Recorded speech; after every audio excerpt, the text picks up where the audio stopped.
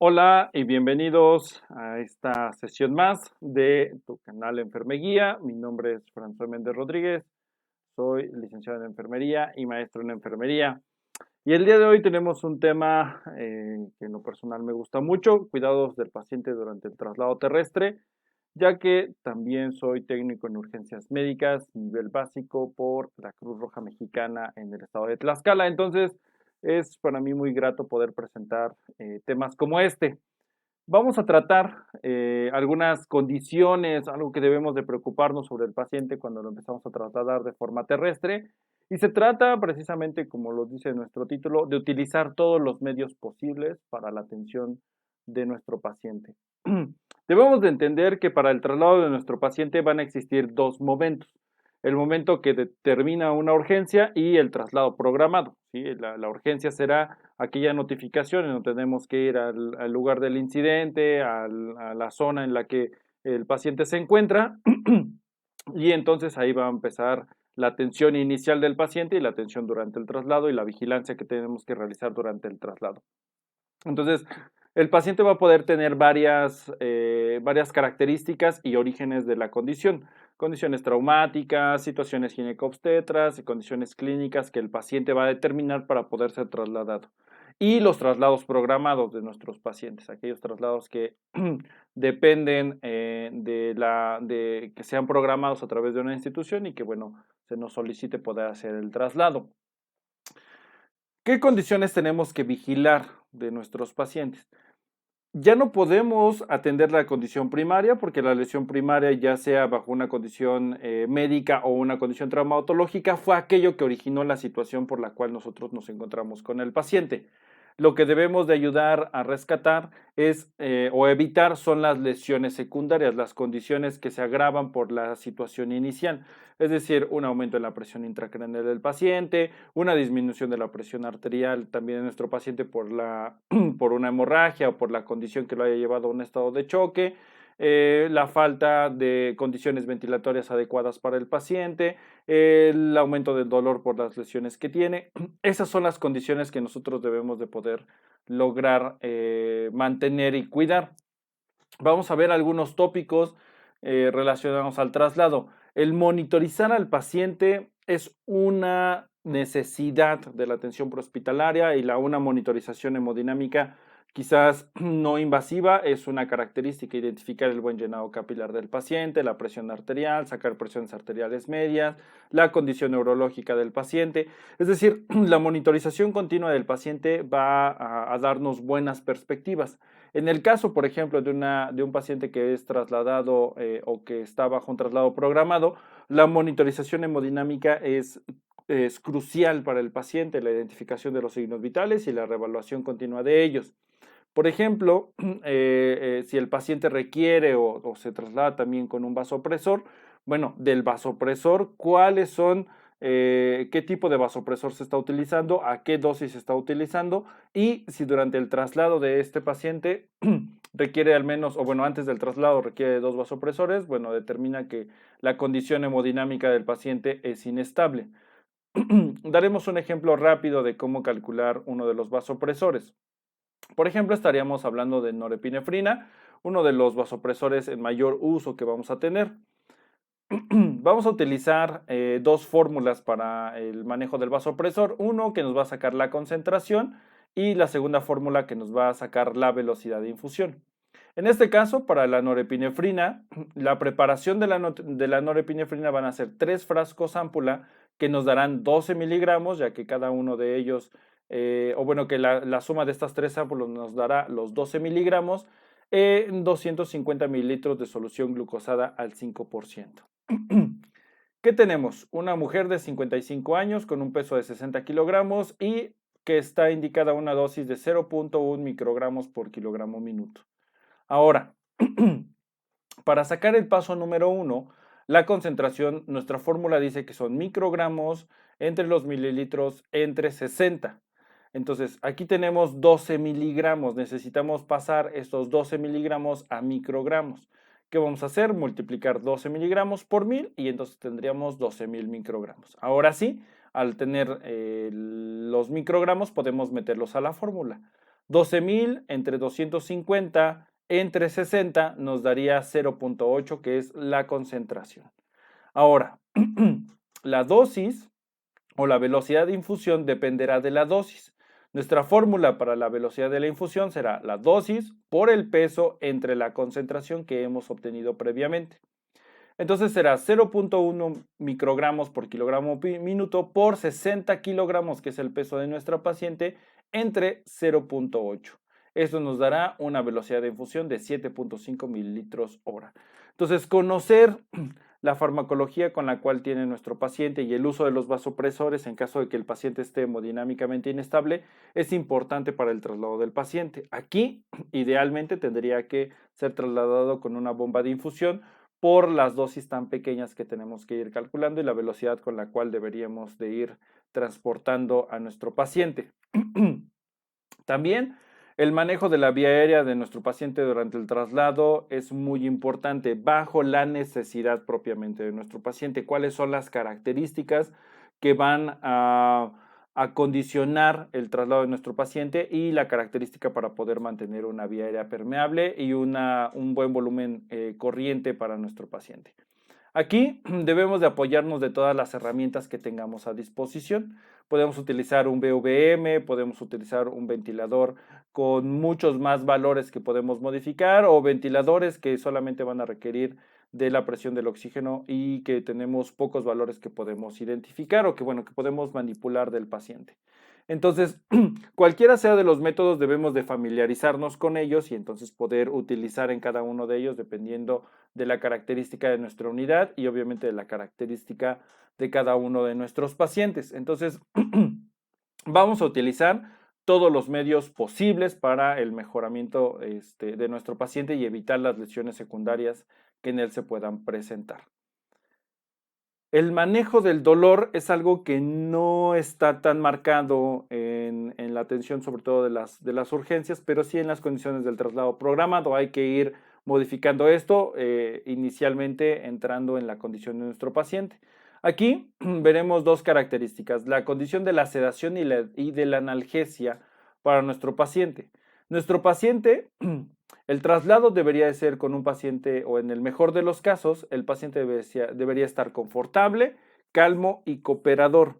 Para manejar la analgesia de nuestro paciente, deberíamos pensar primero en la farmacología del paciente, ¿sí? El uso de los opiáceos, teniendo cierto cuidado con los mismos, ya que altas dosis pueden generar deleterio ventilatorio. La analgesia multimodal, utilizando coadyuvantes de los opiáceos, es decir, si existe, por ejemplo, la administración de paracetamol indicada para el paciente, esto ayuda a disminuir la cantidad de opiáceos necesarios, pero que el paciente va a requerir durante el traslado. El confort con el cual el paciente se ha trasladado será muy importante, porque si es un paciente críticamente enfermo, el dolor aumenta las condiciones adrenérgicas y eso, bueno, puede generar inestabilidad también a nuestro paciente. La mínima sedación suficiente para que el paciente sea cooperador y calmo. Aquí recomendamos utilizar esta escala, que es la escala de Rasch, que nos ayuda a poder evaluar la sedación de nuestro paciente.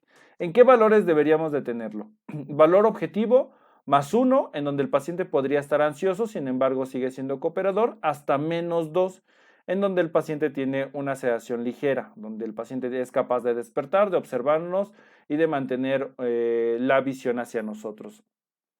La sedación seguramente también estará indicada ya desde el hospital, pero es importante que nosotros mantengamos la vigilancia de nuestro paciente.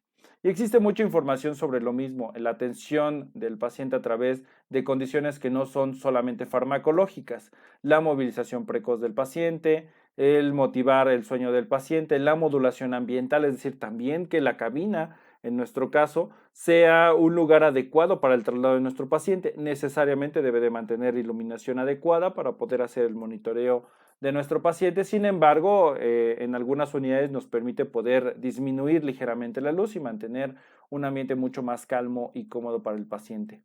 La participación de la familia siempre y cuando la condición clínica de nuestro paciente lo permita y el traslado lo pueda permitir, si no, el familiar deberá estar fuera de la cabina de atención. Y entonces la evaluación continua del paciente debe ser a través de algunas escalas que nos permitan poder cuantificar la condición de nuestro paciente. En el caso del dolor, y haciendo un poco más de énfasis en este punto, sugerimos el uso de escalas o herramientas que nos permiten observar el dolor en los pacientes críticos. Por ejemplo, esta escala de CPOT o la escala de BPS. La escala de CPOT utiliza varios ITIMS. Entre los ITIMS que nos sugiere es la expresión facial, el movimiento de los miembros, la tensión muscular, la adaptación con el ventilador y la vocalización. De cada uno de estos ITIMs vamos a encontrar características y descripción de cada uno de ellos, que a su vez nos dan un puntaje. En la escala de CPOT, una puntuación mayor de 2 puntos es un indicativo de presencia de dolor y será nuestro trabajo poder mejorar la condición de confort de nuestro paciente para que llegue mejor o igual que las condiciones en las cuales nosotros lo hemos recibido o lo empezamos a atender. La otra escala de BPS utiliza menos ITIMS, que es la expresión facial, movimientos de los miembros superiores, mucho más específico, y la adaptación con la ventilación mecánica. Igualmente nos da su descripción para cada uno de ellos y nos arroja aquí la puntuación que debe de tener. En este caso, una puntuación mayor de 5 es un indicativo de presencia de dolor, siendo un máximo de puntuación de hasta el número 12. Entonces, el uso de estas herramientas nos ayudará a poder monitorizar mejor a nuestro paciente. Una forma muy habitual de evaluar el dolor es a través de las escalas de EVA o de la escala de EVA, pero en el paciente crítico esta escala llega a no ser tan eficaz si el paciente está sometido a sedación.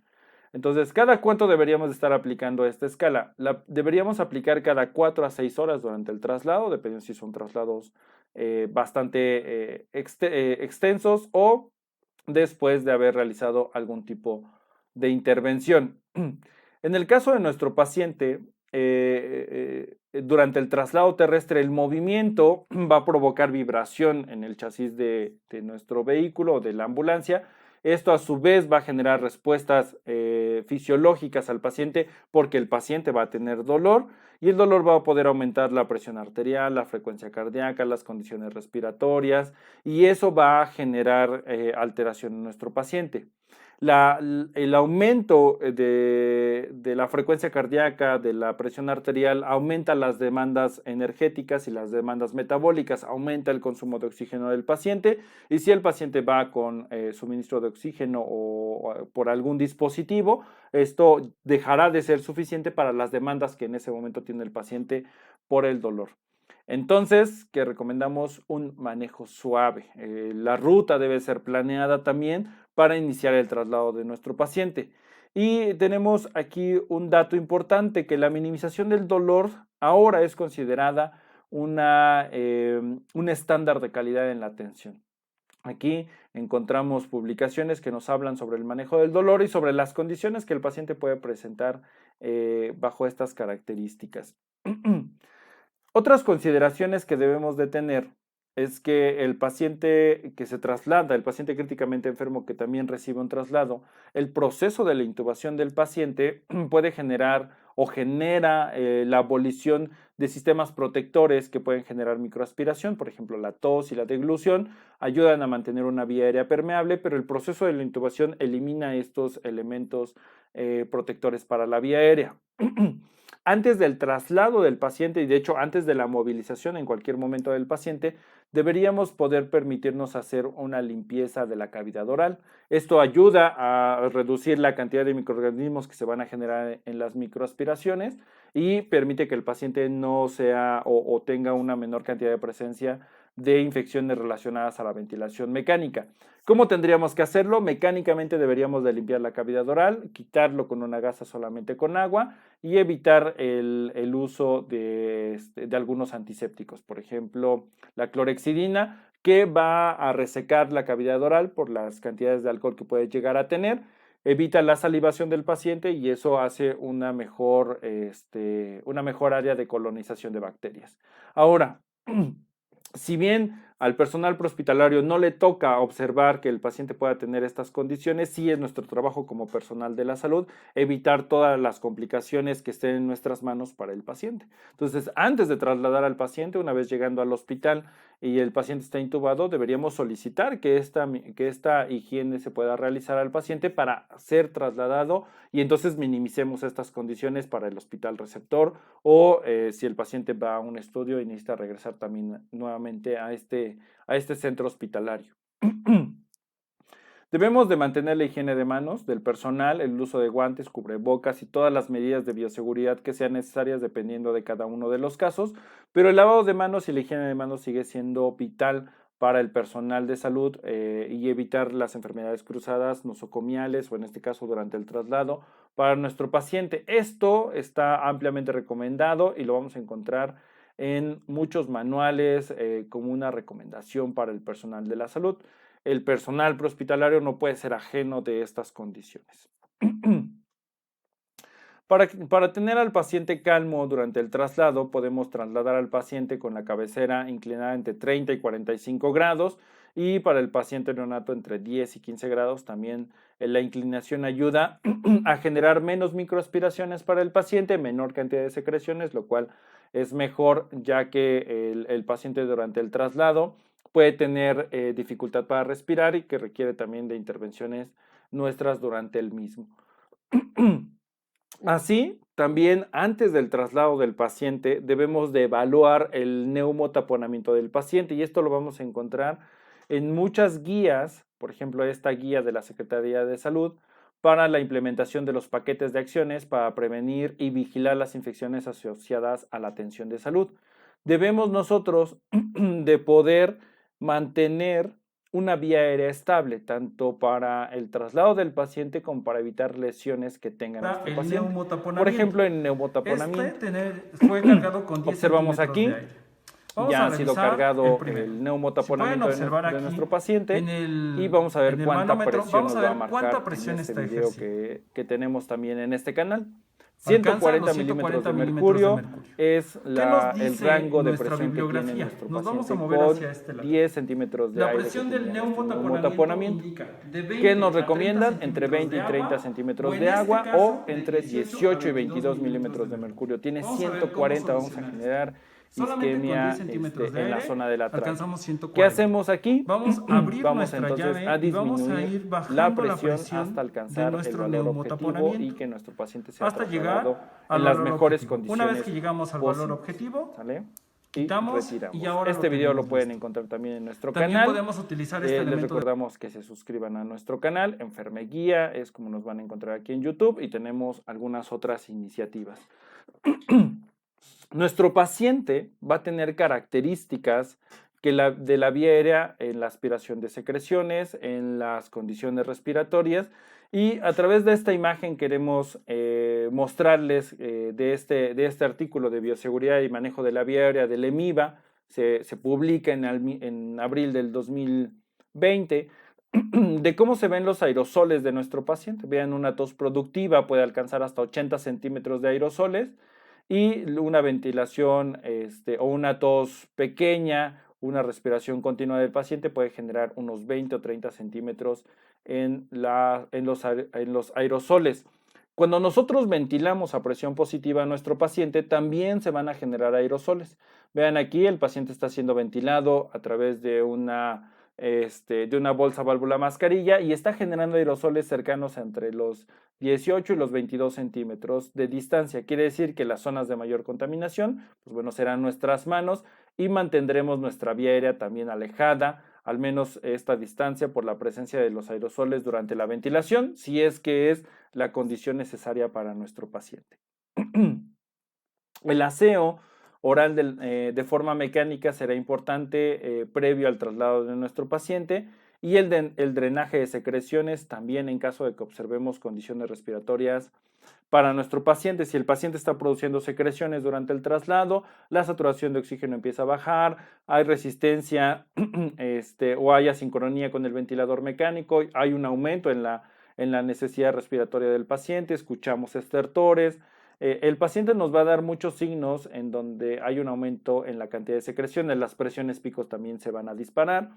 Entonces, la aspiración de secreciones es una recomendación y vigilancia para nuestro paciente. Consideremos que nuestro paciente, al aspirar secreciones, nosotros vamos a mejorar la condición de la vía aérea y vamos a mejorar también el confort con el cual va a estar siendo trasladado nuestro paciente.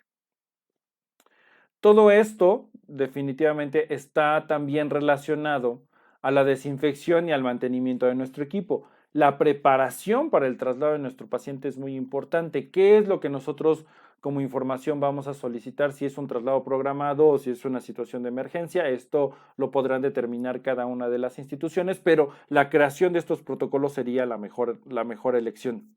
¿Qué tengo que preguntar para saber qué condiciones va a tener mi paciente y entonces tomar un plan para el traslado del mismo? Tenemos este cálculo de requerimientos de oxígeno a diferentes alturas o requerimientos de FiO2 de nuestro paciente. Si el paciente va a ser trasladado entre dos estados que se encuentran a diferentes alturas, el paciente va a aumentar o va a disminuir los requerimientos de FiO2 para mantener la saturación objetivo.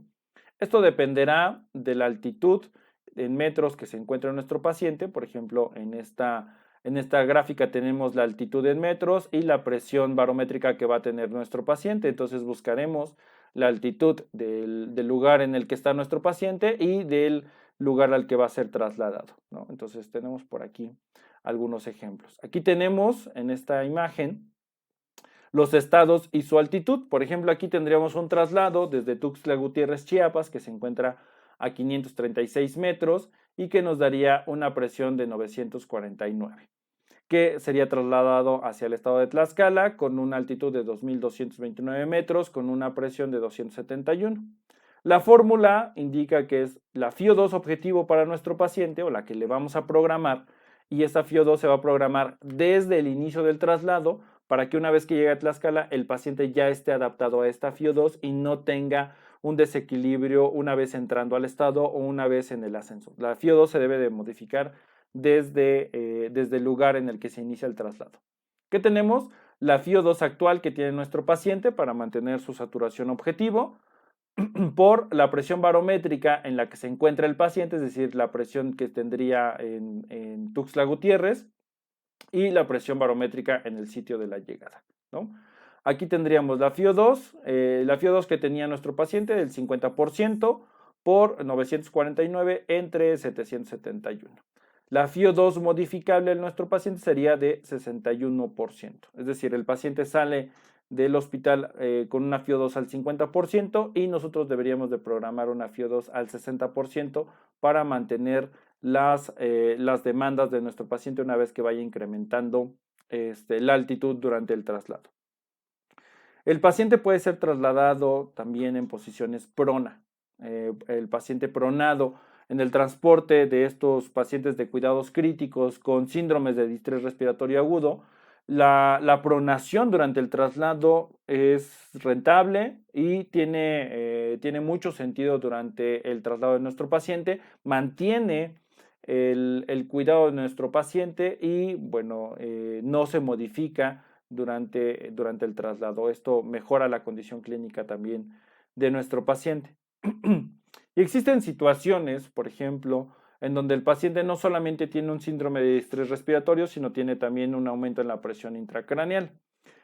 Se sugiere que el paciente pueda ser trasladado a pesar de tener un aumento en la presión intracraneal, puede ser trasladado en posición prona. Lo que debemos de vigilar en este paciente, bueno, en el estudio evaluaban la condición del paciente durante la pronación, pero debemos de mantener una inclinación en el paciente. Podemos, una vez que el paciente está pronado, inclinarlo ligeramente, aumentar el nivel hacia la zona cefálica, al menos unos 10 grados, y eso ayuda a mantener presiones intracraneales que no se disparen o no se aumenten en gran cantidad, si es que tenemos que vigilar en demasía el síndrome de distrés respiratorio. ¿Cuáles son algunos de los objetivos de tratamiento durante el traslado? La temperatura, la comodidad dentro de la cabina de atención oscilará entre los 18 y los 20 grados centígrados, que será con lo que el paciente se sentirá cómodo con base en la temperatura que tiene. Sin embargo, el paciente crítico deberíamos de buscar los medios necesarios para poderlo mantener a una temperatura de 37 grados centígrados al paciente y bueno, la cabina o lo que tengamos que hacer para poder lograr esta condición. Una saturación de oxígeno mayor del 90%, ¿sí? Hasta el 95% se considera adecuado, o si el paciente tiene algún síndrome de distrés respiratorio, desde 88 hasta 92% sería adecuado. Si queremos aumentar más de eso, es probable que no lo consigamos, pero estamos administrando grandes cantidades de oxígeno que puede generar en su momento radicales libres, lo cual, bueno, va a ser deleterio para nuestro paciente. Y el control de líquidos, el manejo del volumen de nuestro paciente es importante, no agregar demasiado volumen en condiciones de estado de choque en caso de que sea a través de una urgencia o de una emergencia, pero poder estar reevaluando la condición de nuestro paciente, ¿no? El manejo del volumen es importante, que estaremos viendo en otros videos. Pues nada más, hasta aquí. Les agradecemos mucho que se hayan quedado hasta el final del video. Si llegaron hasta aquí, suscríbanse al canal, activen la campanita, compartan el video. Seguramente muchos más profesionales podemos unirnos para mejorar nuestras condiciones. Les recordamos, suscríbanse al canal. El canal es Enfermeguía. Tenemos otra iniciativa que se llama Ocmalud, que la tenemos en Facebook. También búsquenos ahí. Denos un like a través de Facebook. Y nos estamos saludando en la siguiente entrega de Enfermeguía. Cuídense mucho. Nos vemos en la siguiente. Chao.